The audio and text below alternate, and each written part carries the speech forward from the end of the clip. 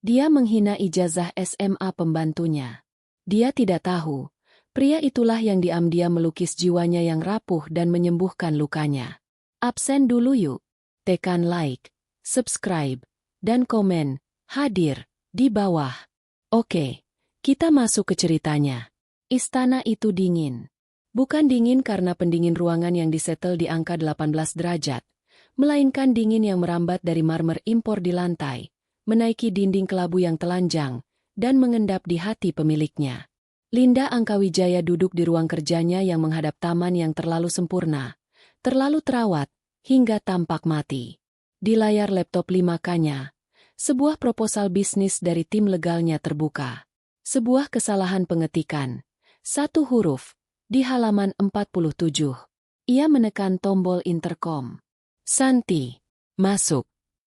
Asisten pribadinya masuk dengan langkah terburu-buru, buku catatan di tangan. Ya, Nona Linda. Proposal dari tim legal. Halaman 47. Paragraf 3, baris kedua. Kata, akuisisi. Salah ketik. Santi menelan ludah. Baik, Nona. Akan saya. Saya tidak mau melihat kesalahan sepele ini besok pagi. Potong Linda. Matanya tidak pernah beralih dari layar. Kamu boleh pergi. Santi mengangguk kaku dan segera keluar. Pintu ditutup tanpa suara. Linda memijat pelipisnya. Keheningan kembali menyergap. Justru di saat hening inilah gema itu kembali. Gema dari 3 tahun lalu, di ruangan yang sama, ketika tawa renyah tunangannya, Rian, terdengar dari balik pintu. Rian, yang seharusnya berada di Singapura untuk rapat dewan direksi. Linda tidak pernah membuka pintu itu. Ia hanya berdiri di luarnya, mendengarkan tawa itu bercampur dengan desahan wanita lain, asisten pribadinya saat itu. Namun, pengkhianatan itu ternyata lebih dalam dari sekadar ranjang yang ternoda. Keesokan harinya, audit internal yang ia minta secara acak mengungkapkan lubang sebesar puluhan miliar di divisi pengembangan. Rian tidak hanya tidur dengan asistennya.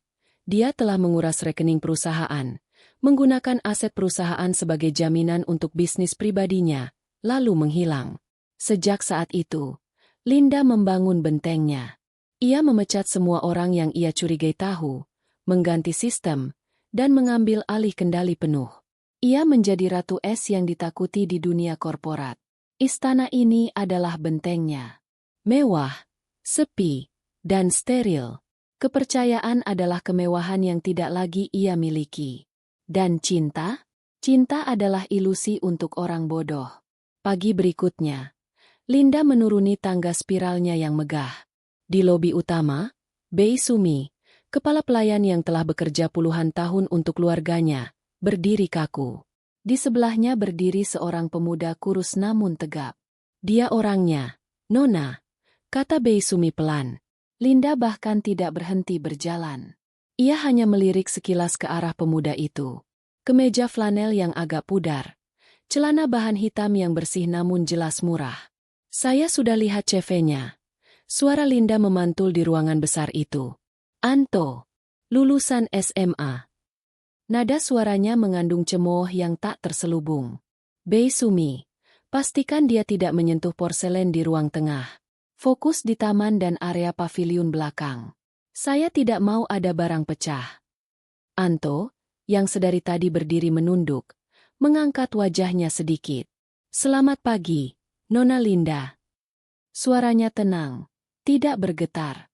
Linda akhirnya berhenti. Ia menatap Anto. Mata pemuda itu, jernih dan tidak menunjukkan rasa takut, hanya kesopanan. Hal itu mengganggunya. Ia melanjutkan langkahnya menuju pintu depan. Tepat saat ia melewati Anto, ia sengaja menyenggol map tebal berisi laporan yang dibawanya. Kertas-kertas berhamburan di lantai marmer. Astaga! Bei Sumi tersentak.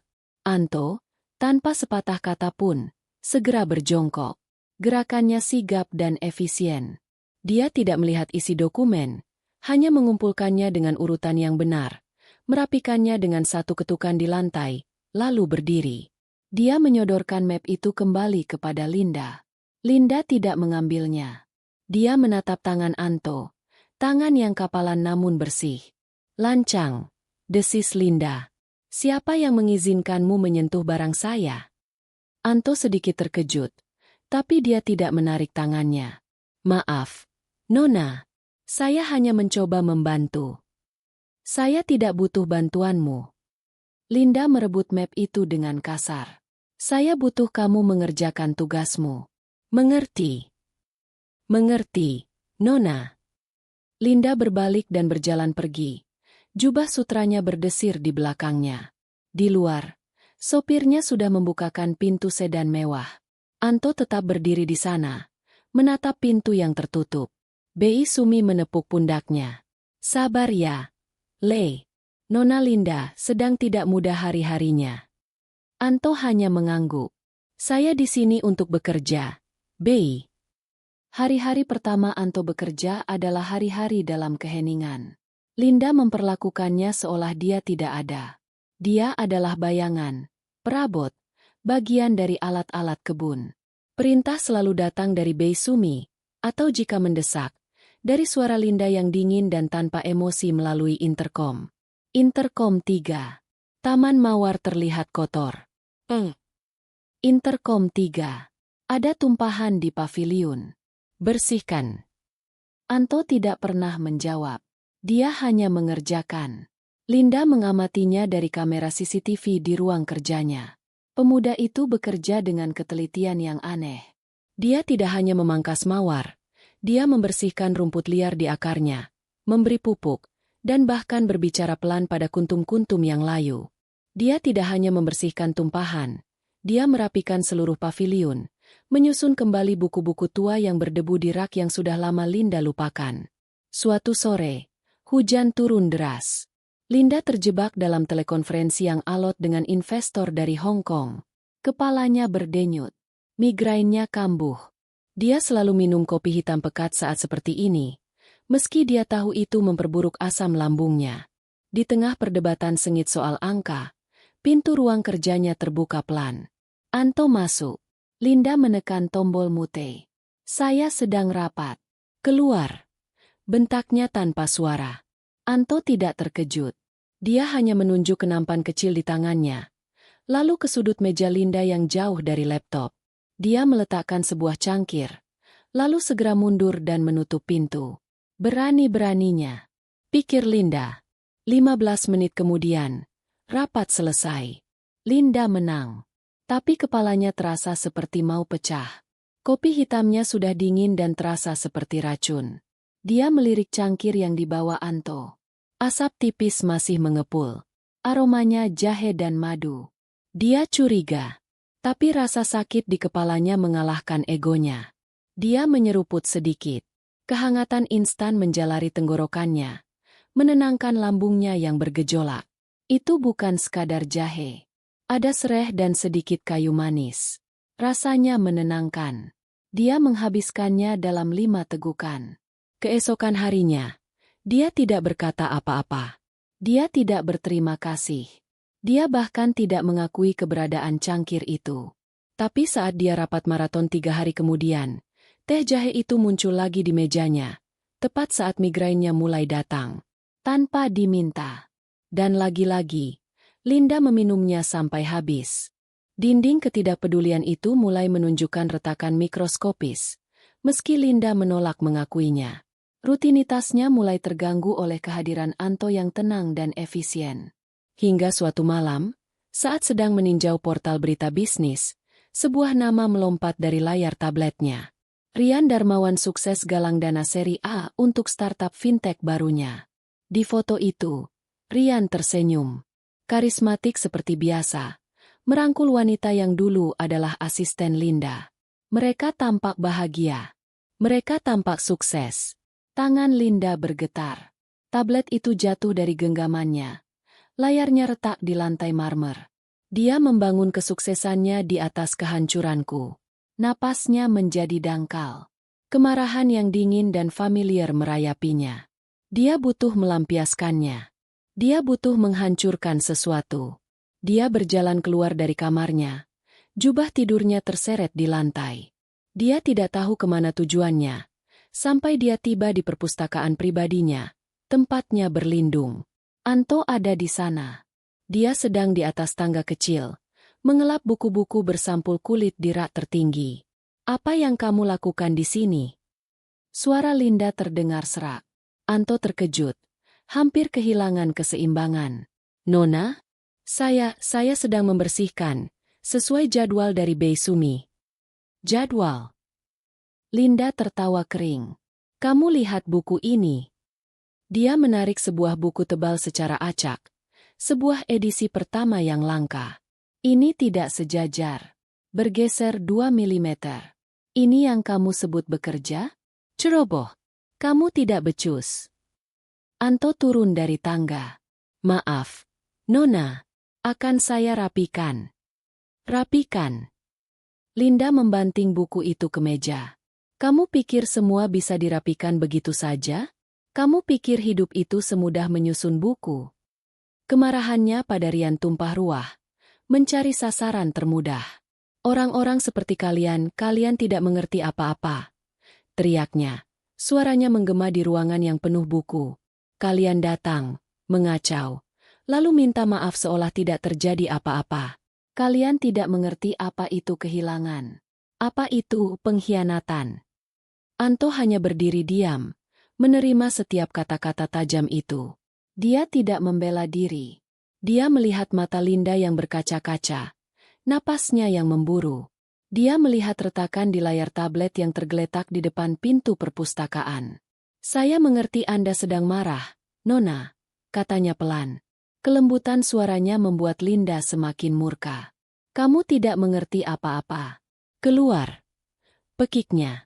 Keluar dari ruanganku. Anto menatapnya sejenak, lalu mengangguk. Dia berjalan keluar, menutup pintu perpustakaan dengan pelan.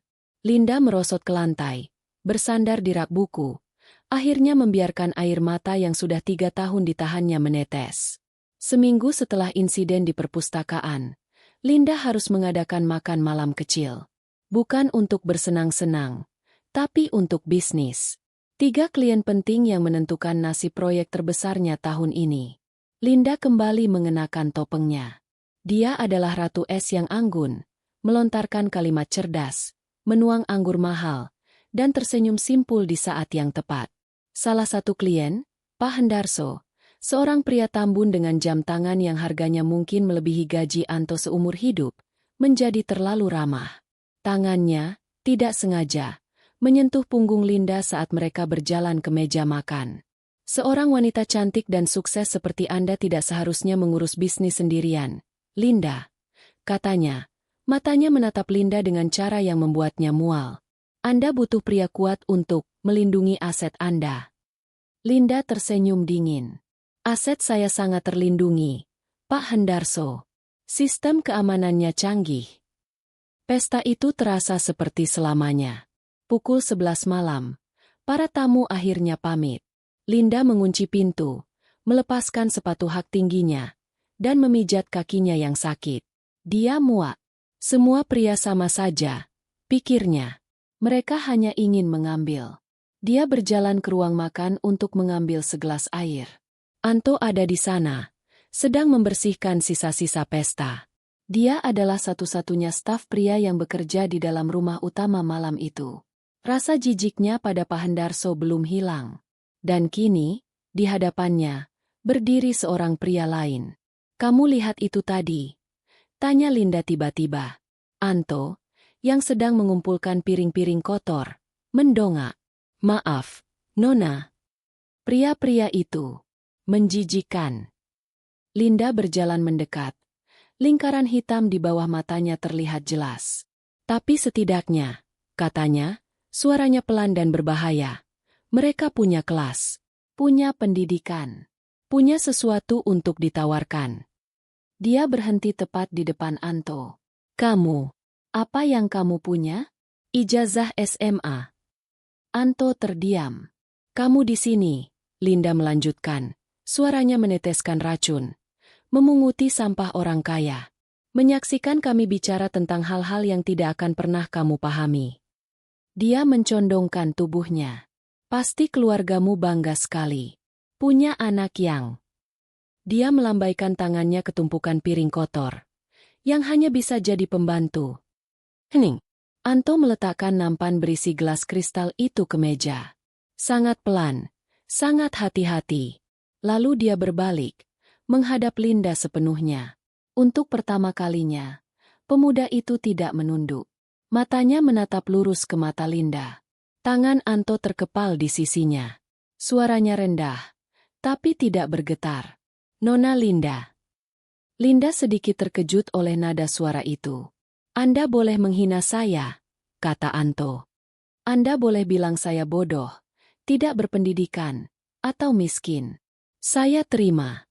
Itu pekerjaan saya. Dia mengambil napas pendek, dan Linda melihat ada luka di matanya.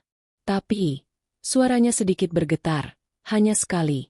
Jangan pernah bawa keluarga saya. Linda mundur selangkah.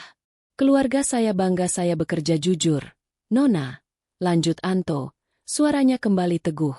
Ibu saya mengajari saya bahwa harga diri tidak diukur dari tebalnya dompet, tapi dari cara kita memperlakukan orang lain. Dan sejujurnya, dia menatap mata Linda. Saya tidak yakin siapa yang lebih miskin di antara kita malam ini. Anto tidak menunggu jawaban. Dia tidak menunggu dipecat. Permisi. Saya akan selesaikan pekerjaan saya di dapur. Dia mengambil nampan itu dan berjalan melewati Linda. Punggungnya lurus. Linda ditinggalkan sendirian di ruang makan yang remang-remang. Kata-kata Anto menamparnya lebih keras daripada tamparan fisik manapun. Untuk pertama kalinya dalam 3 tahun, benteng es di sekelilingnya bukan hanya retak. Benteng itu baru saja ditinju hingga berlubang. Pagi setelah insiden di ruang makan adalah pagi yang paling hening yang pernah ada di istana itu. Linda mengharapkan Anto tidak akan muncul. Dia mengharapkan pemuda itu akan mengemasi tasnya yang mungkin hanya berisi beberapa helai baju dan pergi. Dia bahkan sudah menyiapkan skenario di kepalanya. Bei Sumi akan melapor bahwa staf baru itu lancang dan kabur. Linda akan mendengus. Sudah kuduga. Dan semuanya akan kembali normal. Tetapi Anto muncul. Pukul 7 pagi, tepat saat Linda menuruni tangga, Anto sedang mengelap pegangan tangga kuningan. Dia tidak menunduk dalam-dalam seperti biasa. Dia hanya sedikit mengangguk. Pagi, Nona. Suaranya datar, profesional. Tapi tatapannya bertemu dengan tatapan Linda selama sepersekian detik. Tidak ada ketakutan. Tidak ada kemarahan. Hanya ada batasan yang jelas. Pagi. Jawab Linda dingin, dan terus berjalan. Kata-kata Anto, saya tidak yakin siapa yang lebih miskin di antara kita, mengganggunya sepanjang pagi. Itu adalah penghinaan terburuk yang pernah ia terima. Justru karena itu dilontarkan tanpa kebencian. Didorong oleh rasa kesal yang tak bisa ia jelaskan, Linda memutuskan untuk mencari kesalahan. Jika dia tidak bisa memenangkan perdebatan verbal, dia akan menegaskan dominasinya melalui status. Dia berjalan ke taman belakang, wilayah kekuasaan Anto. Dia ingat taman mawar peninggalan ibunya yang sudah lama diabaikannya. Pasti kering kerontang. Dia tiba di sudut taman itu dan berhenti. Taman itu tidak kering. Gulma yang dulu merambat liar telah bersih. Tanah di sekitar semak-semak mawar itu gembur. Warnanya hitam pekat, tanda baru diberi pupuk. Dan yang paling mengejutkan, di antara dahan-dahan yang dulu kering, kuncup-kuncup baru berwarna merah muda pucat bermunculan. Anto ada di sana, berjongkok, membelakanginya. Dia sedang memangkas dahan yang mati dengan hati-hati. Dia bersenandung. Sebuah lagu keroncong kuno yang samar-samar Linda kenali dari masa kecilnya bersama kakeknya. Suara senandung itu, di tengah taman yang mulai hidup kembali, terasa seperti sebuah intrusi. Saya tidak ingat mempekerjakanmu untuk bernyanyi, desis Linda. Anto berhenti bersenandung. Dia berdiri perlahan, mengelap tangannya yang berlumuran tanah di celemeknya. Maaf, Nona, saya kira tidak ada orang. Mawar-mawar ini, Linda menunjuk, mencari-cari kesalahan. Kenapa warnanya pucat? Setahu saya mawar ibuku merah pekat. Anto menatap kuncup-kuncup itu. Mawar akan pucat jika kekurangan sinar matahari dan nutrisi terlalu lama. Nona. Tapi mereka sedang berjuang. Lihat. Dia menunjuk satu kuncup yang sedikit lebih besar. Yang ini akan mekar lusa. Warnanya akan kembali. Pelan-pelan. Sok tahu. Cibir Linda. Kamu hanya lulusan SMA. Kakek saya petani bunga. Nona. Jawab Anto. Suaranya tetap tenang. Tanaman, seperti manusia, hanya perlu didengarkan dan diberi waktu untuk sembuh. Mereka tahu caranya. Linda membeku. Diberi waktu untuk sembuh. Dia tidak bisa menemukan kesalahan apapun di taman itu. Semuanya rapi, terawat, dan hidup. Kontras yang menyakitkan dengan sisa rumah itu. Tanpa berkata apa-apa lagi, Linda berbalik dan masuk ke dalam rumah. Dia merasa kalah. Kekalahan kecil di taman itu, ditambah bayangan kesuksesan Rian yang terus menghantuinya, mendorong Linda ke satu-satunya tempat pelariannya, bekerja. Dia memutuskan untuk mempercepat peluncuran proyek baru. Jika Rian bisa sukses, dia akan menunjukkan pada dunia bahwa dia bisa 10 kali lebih sukses. Bentengnya bukan lagi rumahnya. Bentengnya adalah layar laptopnya. Dia bekerja 18 jam sehari. Rapat dimulai pukul 6 pagi dengan Tokyo dan berakhir pukul 2 dini hari dengan New York. Dia melupakan taman. Dia melupakan istananya. Dia melupakan dirinya sendiri. Nona, makan siangnya. Bei Sumi berdiri ragu di pintu. Taruh saja. Saya sedang rapat. Jawab Linda tanpa menoleh. Nampan itu akan tetap di sana sampai malam. Tak tersentuh. Lalu Anto, dalam tugas malamnya, akan mengambil nampan berisi makanan yang sudah dingin itu dalam diam. Teh jahe yang biasa disiapkannya setiap migrain Linda kambuh? Linda menolaknya. Suatu sore, Anto memberanikan diri masuk saat Linda sedang tidak rapat. Dia membawa teh jahe hangat. Linda sedang memijat pelipisnya. Matanya merah menatap layar. Saya tidak minta, kata Linda tajam. Tapi Anda butuh. Nona, wajah Anda pucat. Apa sekarang kamu dokter? Sinis Linda. Keluar. Anto meletakkan cangkir itu di meja. Silakan diminum selagi hangat. Saat Anto berbalik, Linda mengambil cangkir itu dan membantingnya ke tempat sampah di sebelahnya. Cairan hangat itu tumpah mengenai kertas-kertas. Saya bilang, keluar. Anto menatap cangkir yang pecah itu. Lalu dia menatap Linda. Baik. Nona. Dia mengambil tempat sampah itu, membawanya keluar, dan kembali beberapa menit kemudian dengan tempat sampah kosong. Seolah tidak terjadi apa-apa. Malam itu, Anto menemukan Linda tertidur di meja kerjanya. Pukul 4 pagi.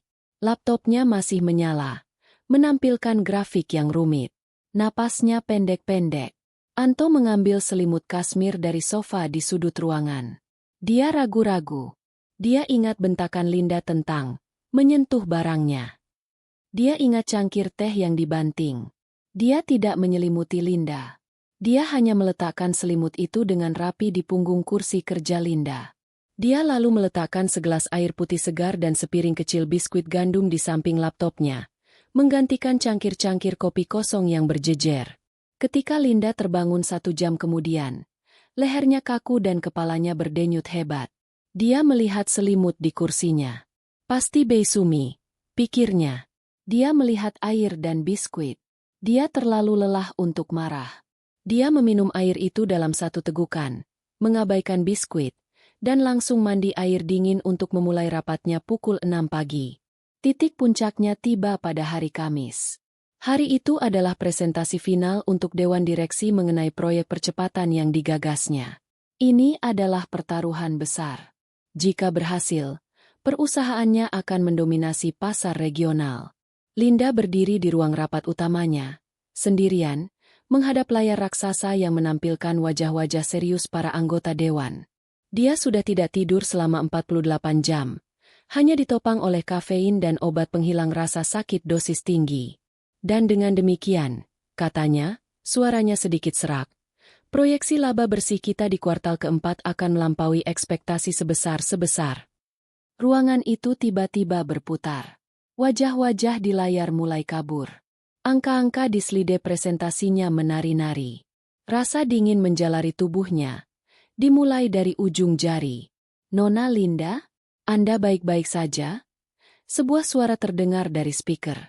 Linda mencengkeram podium. Sebesar 20. Dia mencoba bernapas. Tapi paru-parunya terasa seperti terjepit. Telinganya berdenging. 20. Dia tidak pernah menyelesaikan kalimatnya. Di depan mata para dewan direksinya, Linda Angkawijaya, sang ratu es, ambruk ke lantai marmer. Layar menjadi hitam. Bei Sumi, yang sedang menunggu di luar ruang rapat untuk membawakan kopi, mendengar suara gedebuk yang pelan namun berat. "Nona? Nona Linda." Bei Sumi membuka pintu. Dia menjerit. Jeritan itu memanggil semua orang. 2 asisten rumah tangga lain datang berlari, diikuti Anto yang sedang membersihkan lobi. Situasinya kacau. Bei Sumi menangis histeris. 2 pelayan lainnya panik, tidak tahu harus berbuat apa. "Telepon ambulans. Cepat." "Jangan. Nona benci rumah sakit." "Lalu bagaimana?" Anto menerobos kerumunan kecil itu. Dia melihat Linda terbaring pucat. Bibirnya membiru. Dia tidak panik. "Bei," katanya dengan suara tegas namun tenang. "Telepon Dokter Herman. Nomornya ada di daftar darurat dapur." Perintahnya menyentak Bei Sumi dari histerianya. Wanita tua itu berlari sambil terisak. Anto berlutut di samping Linda. Dia meraba lehernya. Napasnya ada, tapi sangat lemah. Dia melihat ke laptop yang masih menyala, menampilkan layar Zoom yang kosong. Dia menutup laptop itu. "Masalah bisnis bisa menunggu. Kita harus pindahkan Nona ke kamarnya. Di sini terlalu dingin." Tanpa menunggu bantuan, Anto menyelipkan satu lengan di bawah lutut Linda dan satu lagi di punggungnya. Dengan satu gerakan yang mantap, dia mengangkat tubuh majikannya. Linda sangat ringan. Terlalu ringan. Saat Anto mengangkatnya, Linda setengah sadar. Dia membuka matanya sedikit. Dunia kabur. Tapi dia bisa mencium satu aroma. Bukan parfum Rian yang mahal dan menusuk. Ini aroma tanah setelah hujan dan sabun cuci murah. Anto. Dia ingin memberontak. Dia ingin berteriak, "Turunkan aku." Tapi tidak ada suara yang keluar. Dia terlalu lemah. Benteng es itu telah mencair menjadi genangan tak berdaya. Dia membiarkan dirinya digendong. Kegelapan menariknya kembali. Dokter Herman adalah dokter keluarga yang sudah tua dan galak. Dia tiba dalam 15 menit dan langsung mengambil alih. "Sudah saya bilang dia harus istirahat," omelnya pada Bei Sumi setelah memeriksa Linda. "Ini kelelahan ekstrim, dehidrasi parah, dan sepertinya tifus." Gejala awalnya jelas. Dia memforsir dirinya sampai di titik ini. Linda terbaring di ranjangnya yang besar. Jarum infus sudah menancap di punggung tangannya. "Dia harus dirawat," kata Dokter Herman. "Tidak." Suara Linda hanya desisan lemah. "Tidak ada rumah sakit." Dokter Herman menghela napas. Dia menatap wanita muda yang keras kepala itu. "Baik. Tapi syaratnya berat. Dia harus diawasi 24 jam. Infus ini harus diganti teratur. Dia harus dipaksa makan dan minum obat." "Bei Sumi, Anda sanggup?" Bei Sumi menatap majikannya yang pucat, lalu ke kantong infus. Dia gemetar. Saya takut salah, Dok." Anto, yang sedari tadi berdiri diam di pintu setelah mengantarkan peralatan dokter, angkat bicara. "Saya bisa, Dok." Semua mata menatapnya. "Saya merawat ibu saya selama 3 tahun terakhir sakitnya. Saya biasa mengganti infus, memberikan obat, dan menyuapinya. Saya tahu jadwalnya," kata Anto pelan. Linda menatapnya dari balik kelopak matanya yang berat. "Dia? Merawatku?" Gagasan itu terasa menjijikkan, sebuah penghinaan baru. Tapi dia terlalu lelah untuk berdebat. Dokter Herman menatap Anto. Dia melihat tangan yang mantap dan mata yang tenang. "Baik, kamu yang bertanggung jawab. Ini jadwal obatnya." Ini cara mengatur tetesan infusnya. Sedikit saja dia memburuk. Segera telepon saya. Mengerti? Mengerti, Dok. Maka, dimulailah hari-hari paling aneh dalam hidup Linda. Ruang kamarnya yang luas, yang biasanya menjadi tempat perlindungan pribadinya, kini diduduki oleh Anto. Pemuda itu duduk di kursi di sudut ruangan, membaca buku tipis, nyaris tak bersuara. Malam pertama adalah yang terburuk. Demamnya melonjak. Linda mengigau. Dia tidak mengigaukan nama Rian. Dia mengigaukan angka. Asetnya jangan diambil, grafiknya salah ketik. Halaman 47. Setiap kali dia gelisah dan mencoba mencabut infusnya, tangan Anto yang dingin dan basah oleh air kompres akan dengan lembut menahan tangannya. Tenang, Nona.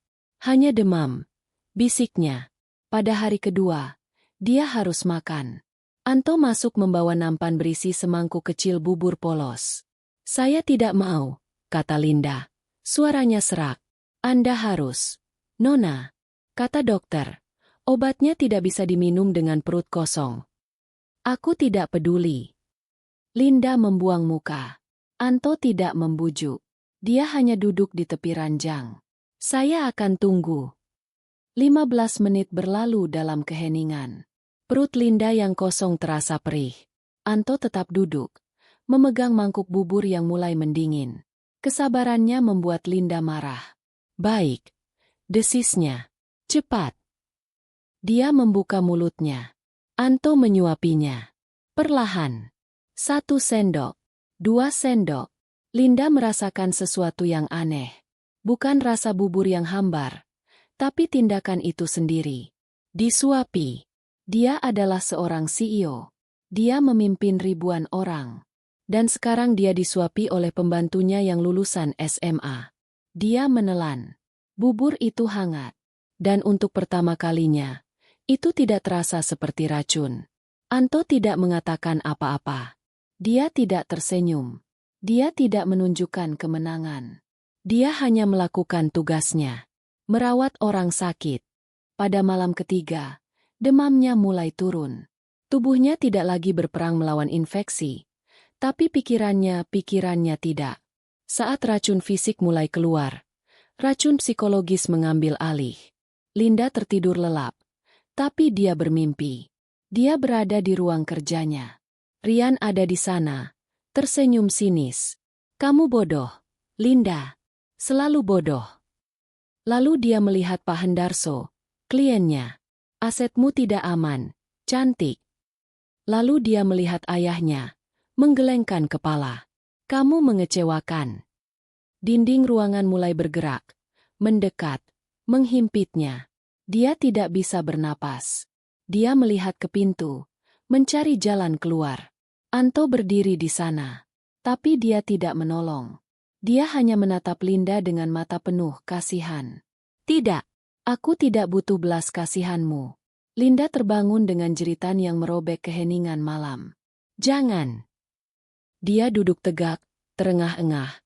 Keringat dingin membanjiri piyamanya yang terbuat dari sutra. Jantungnya berdebar kencang. Dia menatap bayangan di sudut kamarnya. Yakin Rian ada di sana. Anto, yang tertidur di kursinya, langsung terbangun. Dia tidak menyalakan lampu utama yang terang, yang akan menyakiti mata Linda. Dia hanya menyalakan lampu tidur kecil di meja, yang cahayanya lembut. Nona, Anda tidak apa-apa. Pergi. Dia di sini. Linda menunjuk ke sudut yang gelap. Matanya liar karena ketakutan. Anto melihat ke sudut itu. Kosong. Dia mengambil segelas air hangat yang selalu disiapkannya di meja. Tidak ada siapa-siapa di sana. Nona, katanya tenang. Hanya mimpi buruk. Kamu tidak mengerti. Mereka semua. Linda mulai terisak. Tangisan yang kering dan menyakitkan. Tangisan seseorang yang sudah lupa caranya menangis. Anto mendekat perlahan, seolah mendekati hewan yang terluka. Dia tidak mencoba menyentuh Linda. Dia tidak menenangkannya dengan kata-kata manis. Dia hanya menyodorkan gelas air itu. Minumlah. Ini akan membantu. Linda gemetar hebat. Dia tidak bisa memegang gelas. Melihat itu, Anto tidak mencoba mengambil alih. Dia hanya memegang gelas itu dengan kedua tangannya yang mantap, mengarahkannya ke bibir Linda. Minum, ulangnya pelan. Linda meminum air itu. Kehangatan itu menjalar ke dadanya yang sesak. Dia menatap Anto. Dia menunggu. Menunggu cemoohan. Menunggu tatapan jijik melihat kelemahannya. Menunggu tatapan penuh ambisi. Melihat kesempatan untuk memanfaatkan kerapuhannya. Seperti yang dilakukan Rian. Dia tidak menemukan semua itu. Di mata Anto, yang diterangi cahaya lampu tidur yang redup, Linda hanya melihat kepedulian. Kepedulian yang jujur dan tanpa pamrih.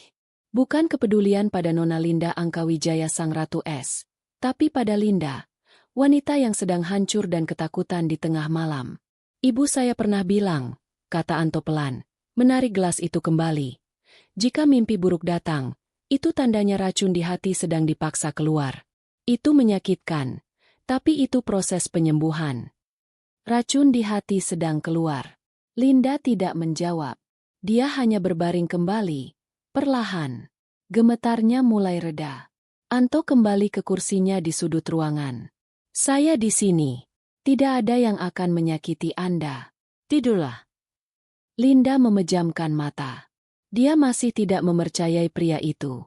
Dia tidak mempercayai siapapun.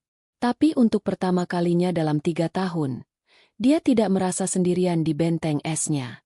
Dan beberapa menit kemudian, dia tertidur lagi. Kali ini, tidak ada mimpi buruk yang datang. Linda terbangun oleh sesuatu yang sudah lama tidak ia rasakan. Sinar matahari. Bukan sinar matahari pagi yang tajam dan mengganggu yang biasa ia kutuk di balik tirai mewahnya, melainkan kehangatan yang lembut di pipinya. Demamnya telah hilang. Kepalanya jernih.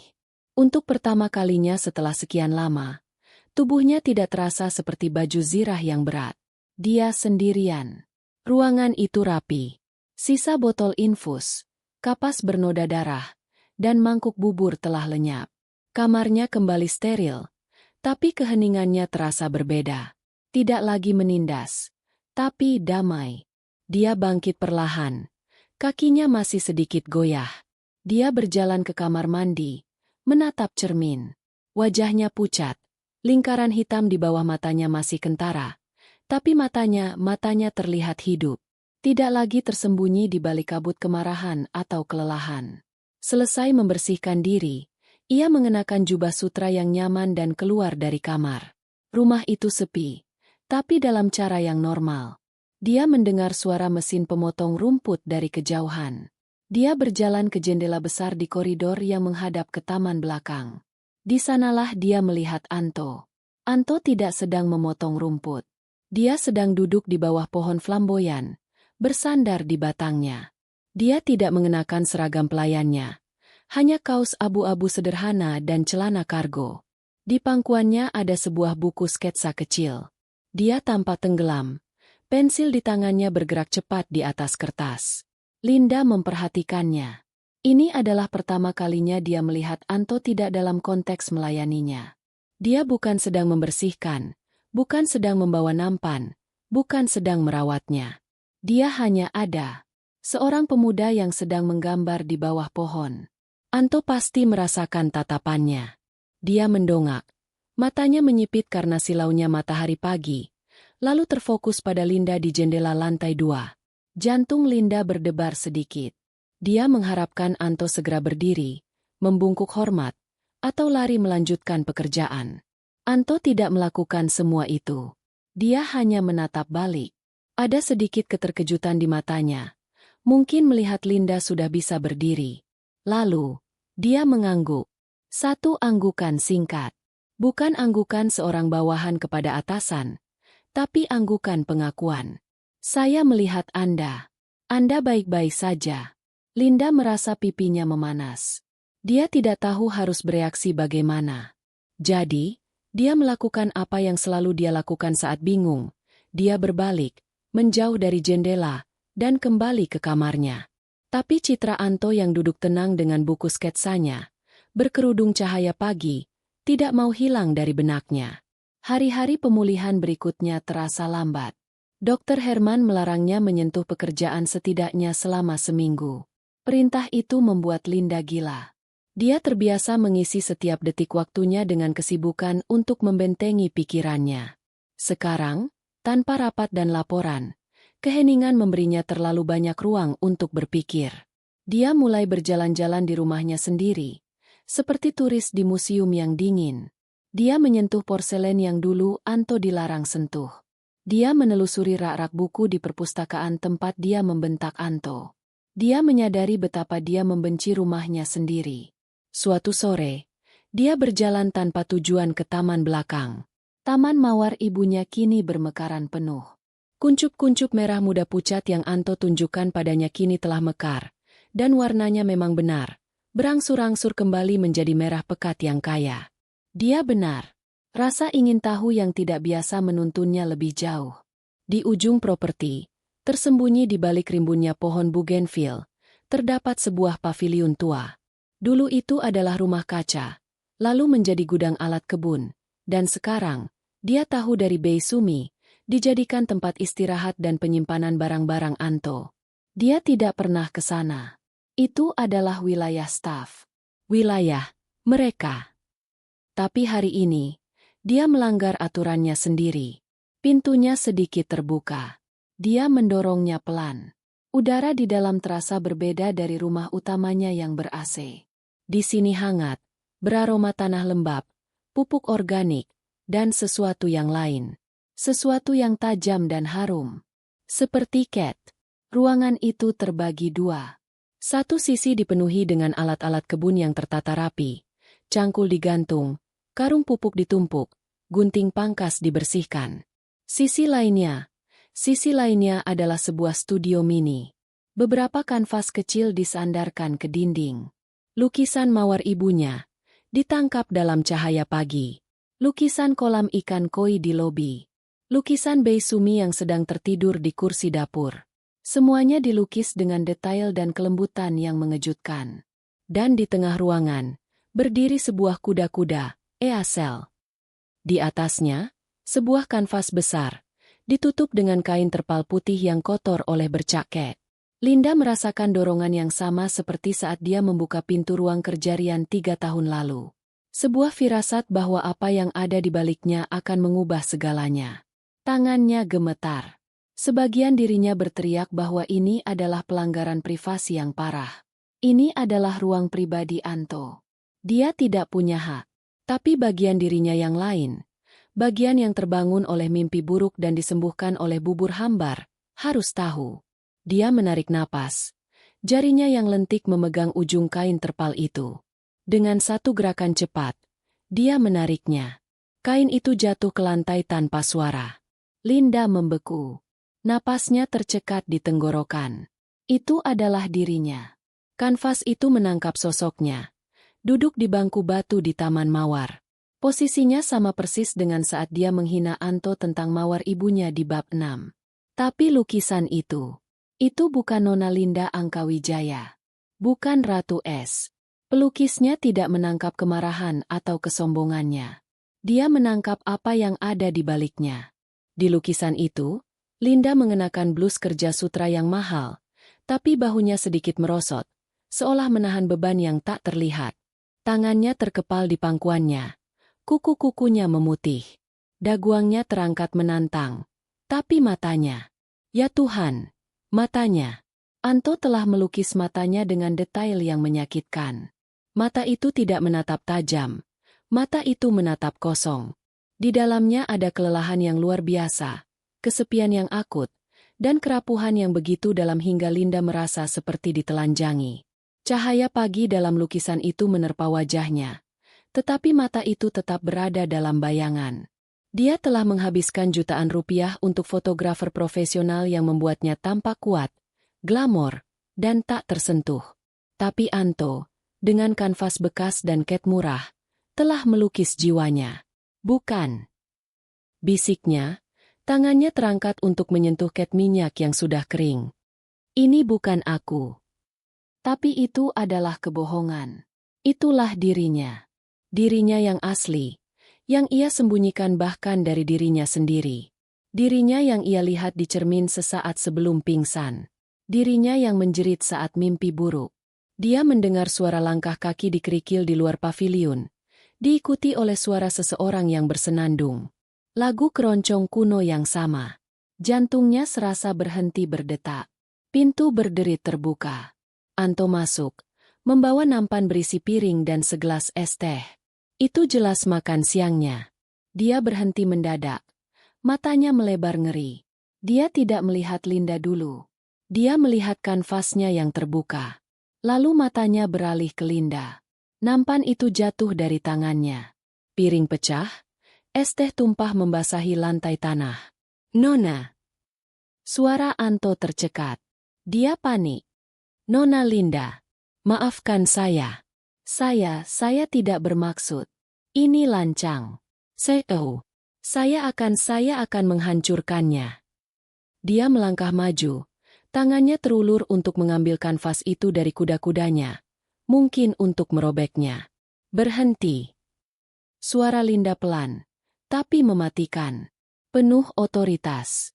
Anto membeku di tempat. Tangannya tergantung di udara. Linda tidak menoleh padanya. Dia tidak bisa melepaskan pandangannya dari lukisan itu. "Kapan?" tanyanya. Suaranya bergetar. "Kapan kamu melukis ini?" Saya tidak tahu. Selama beberapa minggu terakhir. Sedikit demi sedikit. Setelah bekerja, Anto tergagap, masih takut akan dipecat, atau mungkin lebih buruk. Linda akhirnya berbalik. Matanya merah. "Kenapa?" Satu kata itu menggantung di udara yang beraroma ket. "Maaf, Nona." "Kenapa?" Suaranya naik. "Kenapa kamu melukisku seperti ini?" Dia menunjuk ke mata yang rapuh di kanvas. "Kamu melihatku membentakmu. Kamu mendengar aku menghina keluargamu. Kenapa kamu tidak melukis monsternya?" Anto menelan ludah. Ketakutannya perlahan memudar, digantikan oleh kejujuran yang sama seperti malam itu di ruang makan. Dia menatap lukisan itu, lalu menatap Linda yang asli. "Karena saya tidak melihat monster, Nona," katanya pelan. "Bohong." "Saya tidak bohong." Suara Anto menjadi lebih kuat. "Malam itu, saat Anda menghina keluarga saya memang marah. Tapi saya juga melihat mata Anda." Dia melanjutkan, "Saya melihat Nona Linda yang hebat, yang memimpin rapat, yang ditakuti semua orang. Tapi saya juga melihat, saat Anda pikir tidak ada yang memperhatikan, Anda akan berdiri di depan taman mawar itu. Anda tidak terlihat marah. Anda terlihat tersesat." Dia mengambil langkah lebih dekat, bukan ke Linda, tapi ke lukisannya. Seolah itu adalah pelindungnya. "Orang membangun benteng," katanya, matanya tertuju pada kanvas. "Bukan karena mereka kuat. Mereka membangunnya untuk melindungi sesuatu di dalam yang sangat rapuh. Sesuatu yang pernah terluka parah." Dia akhirnya menatap Linda. "Saya tidak peduli dengan benteng Anda, Nona. Saya minta maaf atas kelancangan saya. Tapi saat saya melukis, saya tidak melukis majikan saya. Saya melukis apa yang saya lihat. Dan saya melihat seseorang yang sedang berjuang sangat keras untuk tidak hancur." Keheningan memenuhi paviliun. Suara napas Linda yang berat adalah satu-satunya suara. "Aku," Linda memulai, suaranya serak. "Aku bukan orang yang rapuh." "Anda benar," jawab Anto lembut. "Orang yang rapuh sudah hancur sejak lama. Anda adalah orang terkuat yang pernah saya temui. Karena Anda masih berdiri. Tinggalkan aku." Itu bukan perintah, tapi permohonan. Anto menatapnya sejenak. Cemas. "Nona, Anda masih dalam masa pemulihan. Pergi." Linda membentak. Kembali ke naluri lamanya. Anto mengangguk pelan. Dia tidak membereskan piring yang pecah. Dia hanya berbalik dan berjalan keluar paviliun, meninggalkan Linda sendirian dengan bayangan jiwanya. Linda berdiri di sana selama 5, 10, 15 menit. Dia tidak bisa bergerak. Lukisan itu seolah menahannya. "Saya melihat seseorang yang sedang berjuang sangat keras untuk tidak hancur. Bukan?" Itu tidak benar. Rian menghancurkannya. Pengkhianatan itu meremukannya. Dia tidak sedang berjuang. Dia sudah mati. Yang tersisa hanyalah Ratu Es. Cangkang kosong yang ditenagai oleh kemarahan. Perlahan, dia berjalan keluar dari paviliun itu. Dia tidak lari. Dia berjalan dengan langkah kaku kembali ke istananya, ke bentengnya. Dia masuk ke kamar tidurnya yang luas dan dingin. Dia mengunci pintu. Dia berjalan ke cermin riasnya yang setinggi dinding. Cermin itu dikelilingi lampu-lampu terang. Dirancang untuk menunjukkan setiap pori-pori, setiap cacat. Di cermin, Ratu Es menatapnya balik. Bibir yang pucat tapi angkuh. Mata yang disipitkan untuk menganalisis. Rahang yang mengeras karena kontrol. Inilah wajah yang ia tunjukkan pada dewan direksi. Inilah wajah yang ia gunakan untuk menghancurkan pesaing. Inilah armornya. Ini aku, bisiknya pada bayangannya. Ini Linda Angkawijaya. Tapi kemudian, bayangan lukisan itu muncul di benaknya. Mata yang lelah, bahu yang merosot. Mantan tunangannya, Rian, selalu memujinya. Kamu cantik, Linda. Kamu brilian. Kamu tak terkalahkan. Dia memuji bentengnya, tepat sebelum dia merampok apa yang ada di dalamnya. Para kliennya memujinya. Anda tangguh. Anda pebisnis yang kejam. Mereka memuji senjatanya. Tapi Anto, seorang lulusan SMA, seorang pembantu, seseorang yang dia perlakukan lebih buruk dari debu di sepatunya. Dia tidak memuji bentengnya. Dia tidak memuji senjatanya. Dia melihat retakannya. Dia melihat penjaranya. Dan alih-alih mengeksploitasinya, alih-alih menghakiminya, dia melukisnya. Dengan kelembutan. Saya tidak yakin siapa yang lebih miskin di antara kita malam ini. Saya melihat seseorang yang sedang terluka. Anda adalah orang terkuat. Karena Anda masih berdiri. Linda menatap bayangannya di cermin. Armor itu mulai terasa berat. Topeng Ratu Es mulai retak. Dia menyentuh bayangannya sendiri di kaca. Kamu pembohong, bisiknya pada bayangan yang angkuh itu. Lalu, untuk pertama kalinya sejak malam pengkhianatan itu, Linda Angkawijaya membiarkan bentengnya runtuh. Dia tidak berteriak. Dia tidak melempar barang. Dia hanya merosot ke lantai marmer yang dingin. Punggungnya bersandar pada cermin. Dia menutupi wajahnya dengan kedua tangannya. Dan tangisan yang sunyi dan menyakitkan mengguncang tubuhnya. Dia tidak menangisi Rian. Dia tidak menangisi uangnya yang hilang. Dia menangis karena seseorang akhirnya melihatnya. Dan orang itu adalah orang yang paling tidak dia duga. Tangisan di depan cermin itu adalah sebuah katarsis. Itu adalah pemakaman bagi Ratu Es. Keesokan paginya, Linda terbangun dengan sebuah tujuan baru. Dia bukan lagi korban yang bersembunyi di balik bentengnya. Dia adalah seorang penyintas yang ingin memahami penyembuhnya. Dia tidak lagi memata-matai Anto lewat CCTV. Dia turun ke dapur, sebuah area di rumahnya yang hampir tidak pernah ia masuki. Bei Sumi, yang sedang mengupas bawang, hampir menjatuhkan pisaunya karena kaget. Nona? Nona butuh sesuatu? Kopi? Teh? Tidak, Bei. Saya mau duduk sebentar. Linda duduk di kursi kayu sederhana di meja dapur. Bei Sumi menatapnya dengan cemas. Linda yang baru ini, yang pucat namun tenang, terasa lebih asing daripada Linda yang pemarah. Bei Sumi, kata Linda pelan, ceritakan padaku tentang Anto. Bei Sumi berhenti mengupas. Anto, Nona? Dia keponakan Bibi, bukan? Wanita tua itu mengangguk pelan. Keponakan jauh dari desa. Nona, maaf saya tidak bilang. Bukan itu, potong Linda. Dia melukis. Mata Bei Sumi langsung berbinar, seolah sebuah rahasia yang indah akhirnya boleh dibagikan. Oh, itu bakatnya dari Gusti Allah, Nona. Sejak kecil dia selalu mencoreng-coreng di mana saja. Di atas karung goni. Di dinding lumbung. Bapaknya, almarhum, dulu marah-marah. Tapi ibunya selalu membelikan dia buku gambar bekas. Bei Sumi mengambil lap.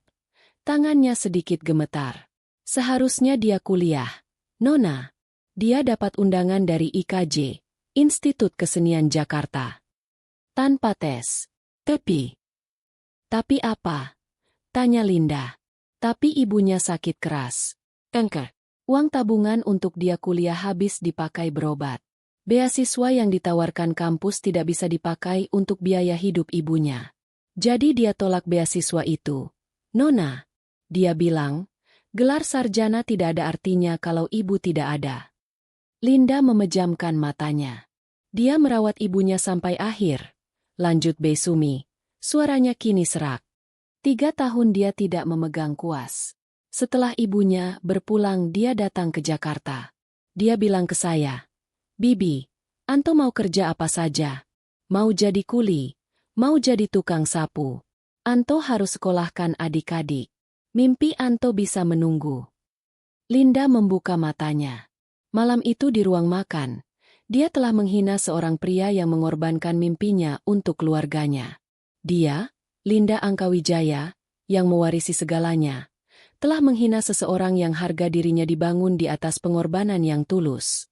Saya tidak yakin siapa yang lebih miskin di antara kita malam ini. Sekarang Linda mengerti. Dia bukan hanya miskin jiwa, dia bangkrut. 1 minggu kemudian, Linda kembali ke kantornya. Dia sudah pulih sepenuhnya. Santi, asistennya, menyambutnya dengan gugup. Selamat datang kembali, Nona Linda. Rapat dewan sudah dijadwal ulang. Batalkan, kata Linda. Apa? Batalkan semua rapat hari ini. Dan tolong, pesankan saya 2 porsi makan siang. Nasi Padang. Dari restoran sederhana di seberang. Santi melebarkan matanya. Nona Linda tidak pernah makan nasi Padang. Menu makannya selalu salad quinoa atau salmon panggang. Baik, Nona. Saat Linda sedang meninjau dokumen yang tertunda, kali ini dengan fokus yang tenang, bukan kemarahan yang membara, interkomnya berbunyi. Nona. Suara Santi terdengar panik. Ada Pak Rian di lobi. Dia tidak punya janji temu, tapi dia memaksa. Rian. Hantu dari masa lalunya.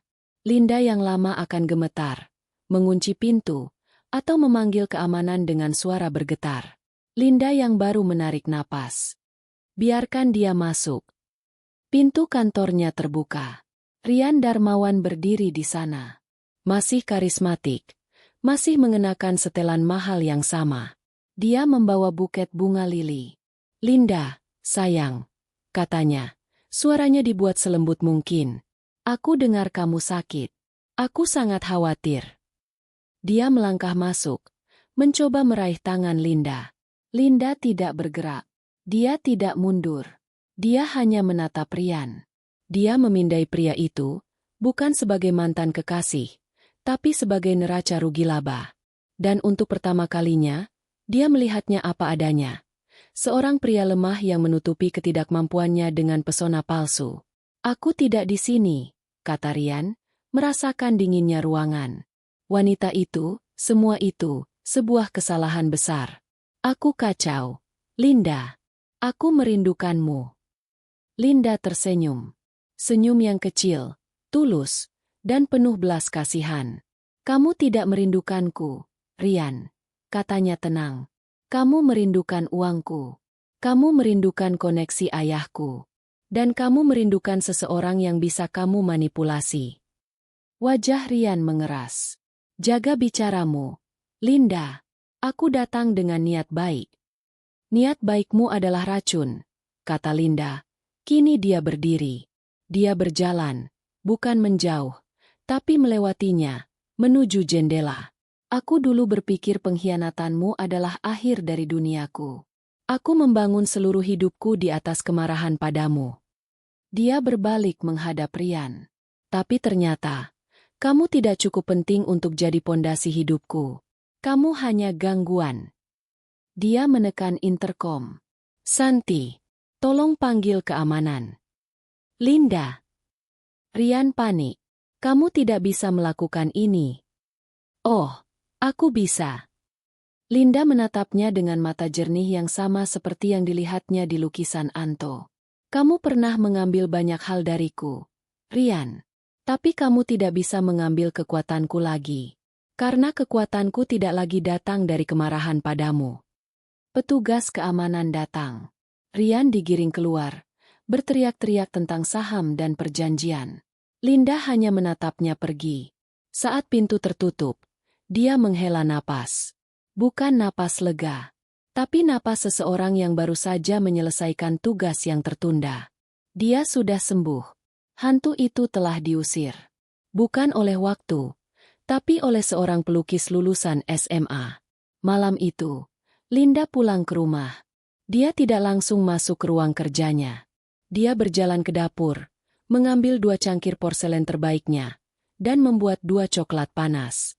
Coklat Belgia 80% dari simpanan pribadinya. Dia berjalan ke paviliun belakang. Anto ada di sana, di studionya yang sederhana. Lukisan Linda sudah ditutup kembali dengan kain terpal, tersembunyi. Anto sedang mengemasi barang-barangnya. Bukan kuasnya, tapi pakaiannya, ke dalam ransel yang sudah usang. Hati Linda mencelos. Mau kemana? Anto terlonjak kaget, berbalik. Nona, Anda membuat saya kaget. Kamu mau pergi? Ulang Linda. Itu bukan pertanyaan. Anto berhenti berkemas. Dia menghela napas. Saya rasa Anda sudah sehat. Nona, pekerjaan saya di sini sudah selesai. Saya sudah mengumpulkan cukup uang untuk ongkos adik saya masuk SMP. Kamu pergi karena lukisan itu. Saya pergi karena ini tidak benar lagi, kata Anto, suaranya pelan. Dia menatap lantai. Saya sudah lancang. Saya melanggar batasan. Saya tidak bisa bekerja di sini lagi. Karena kamu melihatku, bisik Linda. Anto mendongak, bingung. Linda melangkah masuk. Dia menyodorkan 1 cangkir coklat panas itu. Untukmu. Anto menatap cangkir porselen itu seolah itu adalah granat. Nona saya tidak. Ambil saja, Anto. Tanganku pegal. Dengan ragu, Anto menerima cangkir itu. Jari-jarinya yang kapalan menyentuh porselen yang halus. Linda duduk di bangku kayu kecil tempat Anto biasa mengadu ket. Ini adalah peran yang tertukar. Majikan itu kini melayani di wilayah sang pembantu. Aku tahu tentang IKJ, kata Linda pelan. Aku tahu tentang ibumu. Dan aku tahu tentang adik-adikmu. Anto menegang. Bei Sumi. Bei Sumi hanya menjawab pertanyaanku, kata Linda. Kenapa kamu mengubur mimpimu? Anto menatap coklat panas di tangannya. Mimpi itu barang mewah. Nona, saya tidak bisa membelinya. Kamu salah, kata Linda. Mimpi adalah satu-satunya hal yang membuat kita tetap hidup. Aku tahu, karena aku sudah lama tidak punya mimpi. Aku hanya punya target. Mereka duduk dalam keheningan yang nyaman. Aroma coklat dan ket minyak bercampur di udara. Kamu tidak melanggar batasan, Anto, kata Linda. Akhirnya, kamu menghancurkan penjaraku. Anto menatapnya. Dia tidak lagi melihat majikannya. Dia melihat wanita di lukisannya. Rapuh, ya, tapi kini matanya tidak lagi kosong. Mata itu bersinar. Saya. Anto memulai. Saya tetap harus pergi. Kenapa? Karena saya tidak tahu lagi harus bersikap bagaimana di depan Anda. Saya bingung. Bagus, kata Linda. Aku juga bingung. Mungkin kita bisa bingung bersama-sama.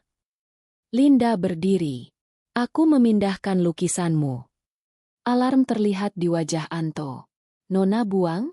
Tidak apa-apa. Saya mengerti. Aku memajangnya, kata Linda. Di atas perapian. Di ruang tamu utama. Anto ternganga. Tapi, Nona itu wajah Anda yang paling tamu-tamu Anda akan. Tamu-tamuku akan melihat hal paling jujur yang ada di rumah ini, kata Linda tegas. Mereka akan melihatku apa adanya. Berkat kamu. Dia melangkah mendekati Anto. Ransel itu tergeletak di antara mereka. "Jangan pergi," katanya lagi. "Kali ini bukan perintah, tapi permohonan." Anto menggelengkan kepalanya. "Saya tidak bisa tinggal. Saya tidak." Dia tidak bisa menemukan kata-kata yang tepat. "Saya bukan bagian dari duniamu." "Kamu takut?" tanya Linda, menantangnya. Anto mengangkat dagunya. Harga dirinya terusik. "Saya tidak takut pada Anda, Nona." "Lalu apa?" "Saya hanya..." Anto menatap mata Linda. "Saya hanya tidak tahu harus menempatkan diri saya di mana." "Kalau begitu, biarkan aku yang menempatkannya untukmu." Linda menarik napas dalam-dalam. Inilah momennya. Lompatan dari tebing. Dia tidak lagi peduli pada status, pada pendidikan, pada apa kata dunia. "Aku tak tahu kapan kau mencintaiku." Anto membeku. Dia yakin salah dengar. Dia menggunakan kata, "kau," bukan, "kamu." Intim. "Nona, apa yang Anda katakan? Anda masih demam." Linda tersenyum. Senyum tulus pertama yang pernah dilihat Anto. Senyum yang mencapai matanya. "Tapi aku tahu kapan aku mulai mencintaimu." Bab 20. Lebih tinggi darimu. Anto mengambil langkah mundur, menabrak meja kerjanya. Kuas-kuas berjatuhan. "Nona, Linda, ini tidak pantas." Linda menyelesaikan kalimatnya. Suaranya mantap dan jernih, bergema di studio kecil itu. "Saat aku berhenti merasa lebih tinggi darimu." Hening. Kata-kata itu menggantung di udara. Anto mencernanya. "Saat aku berhenti merasa lebih tinggi darimu." Dia tidak sedang bicara tentang cinta romantis yang klise. Dia sedang bicara tentang kesetaraan. Dia sedang bicara tentang pengakuan. Dia sedang bicara tentang saat di mana jiwanya akhirnya melihat jiwa Anto sebagai cermin, bukan sebagai bawahan. Mata Anto berkaca-kaca. "Aku..." Linda melanjutkan.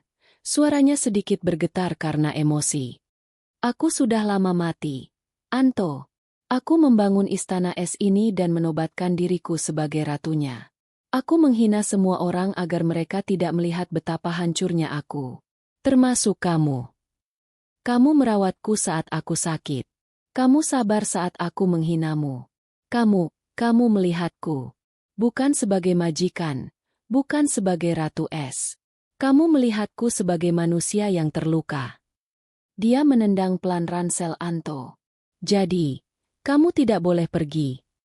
Tapi mimpi saya, adik-adik saya. Aku bukan memintamu tinggal sebagai pembantuku." Linda tertawa kecil. "Aku memecatmu, Anto." Anto menatapnya, bingung. "Perusahaan Angkawijaya," kata Linda, beralih ke nada bisnisnya yang biasa, namun kini ada kehangatan di dalamnya. "Memiliki yayasan pendidikan. Besok pagi, aku mau kamu datang ke kantorku. Bukan sebagai pembantu, tapi sebagai penerima beasiswa penuh." "Nona."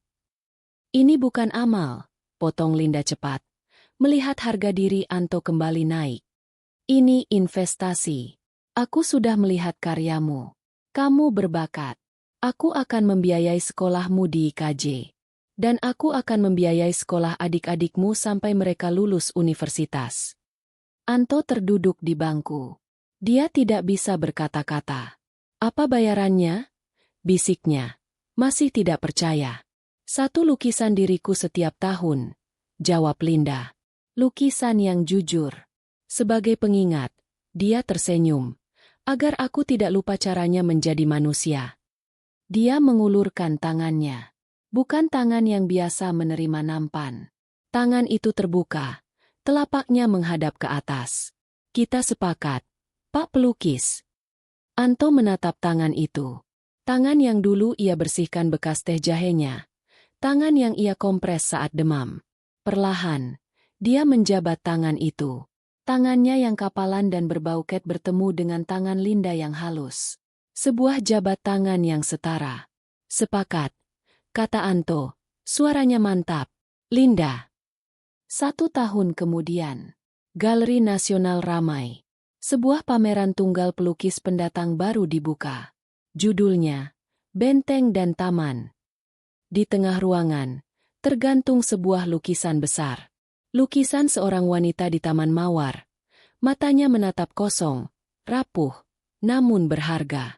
Di sudut lain, lukisan terbaru. Seorang wanita yang sama, kini berdiri di depan jendela kantor yang tinggi, menatap matahari terbit. Di matanya, ada pantulan harapan. Anto, kini berpakaian rapi dengan jas sederhana, berdiri gugup di samping karyanya. Mereka menyukainya. Bisik sebuah suara di sebelahnya. Linda ada di sana, tersenyum bangga. Dia tidak mengenakan gaun pesta yang mencolok, hanya gaun linen sederhana yang elegan. Itu semua karena investor saya cerewet, balas Anto, tersenyum. Seorang kritikus seni mendekati mereka. Luar biasa, Tuan Anto. Lukisan wanita ini. Anda menangkap jiwanya dengan cara yang menyakitkan sekaligus indah. Siapa dia? Anto menatap Linda. Linda tersenyum kecil. Dia, kata Anto, sambil meraih tangan Linda dan menggenggamnya. Dia penyembuh luka saya. Dan, tamat. Terima kasih sudah mengikuti kisah Linda dan Anto sampai akhir. Sekarang aku penasaran banget sama pendapat kalian. Menurutmu, Linda di awal cerita itu murni jahat atau dia sebenarnya cuma terluka? Coba jujur. Tulis jawaban kalian di kolom komentar ya. Aku pengen banget baca. Sampai jumpa di cerita selanjutnya.